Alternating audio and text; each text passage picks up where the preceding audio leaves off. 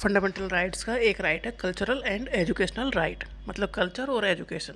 Culture को preserve करने के लिए educational institute article 29 and 29 and 30 ये है about the culture and educational right. ये फंडामेंटल राइट्स का ही एक पार्ट है। These rights are especially important for preserving the identity of minorities. Minorities मतलब जैसे कि 100 लोग हैं, 100 में से जो 10-20 लोग हैं वो एक टाइप के हैं, 80 लोग एक टाइप के हैं, तो जो 10-20 जिसका नंबर कम है वो माइनॉरिटी है। ये हर एक प्लेस पे अलग अलग हो सकता है, ज़रूरी नहीं है एक जैसी हर एक सिचुएशन हो। तो आर्टिकल 29 और आर्टिकल 30 फंडामेंटल राइट्स के ही पार्ट है about the cultural and educational right.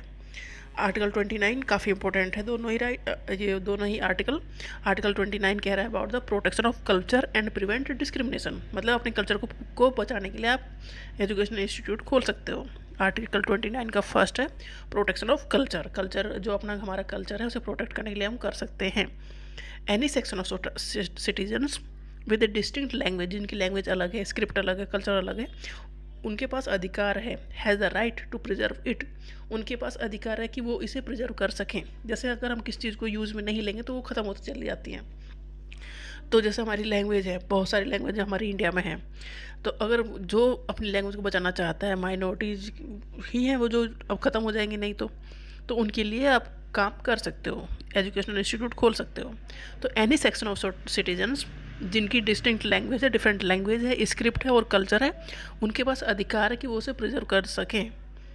This right is available to all citizens. सभी ये काम सभी कर सकते हैं, ऐसा नहीं कि ये सिर्फ अधिकार माइनॉरिटीज़ को मिला है, सभी को मिला है। 29 का 2 कह रहा है कि गवर्नमेंट अगर कोई फाइनेंशियल एड दे रही है एजुकेशनल इंस्टीट्यूट को तो इसमें भी कोई डिस्क्रिमिनेशन नहीं किया जाएगा, इन्हें भी एड दी जाएगी।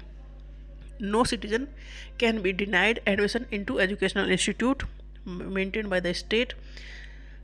जैसे जो एजुकेशनल इंस्टीट्यूट उन्होंने खोले हैं अपने लैंग्वेज या कल्चर को प्रिजर्व करने के लिए, उसमें एडमिशन में कोई डिस्क्रिमिनेशन नहीं होगा। 30 है फाइनेंशियल एड का।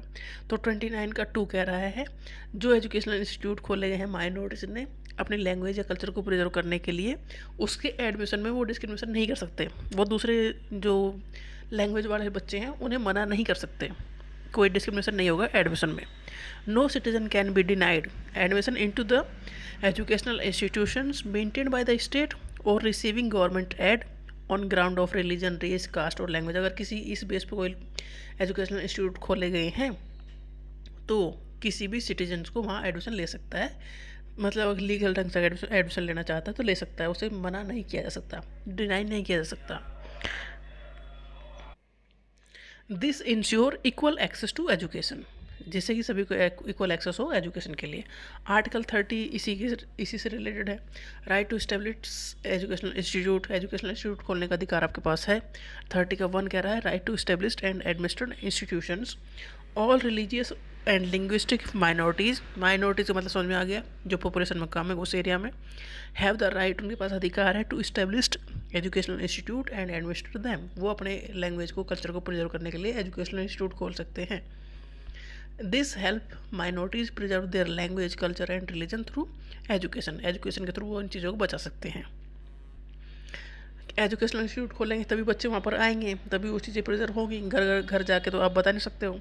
तो 30 का 2 है कि अगर गवर्नमेंट उन एजुकेशनल इंस्टीट्यूट को कोई फाइनेंशियल एड प्रोवाइड कर रही है तो इन्हें भी फाइनेंशियल एड दी जाएगी। ऐसे माइनॉरिटी इंस्टीट्यूट जो बेस है लैंग्वेज या कल्चर के ऊपर बनाए गए हैं तो उन्हें फाइनेंशियल एड देने में कोई भेदभाव नहीं होगा।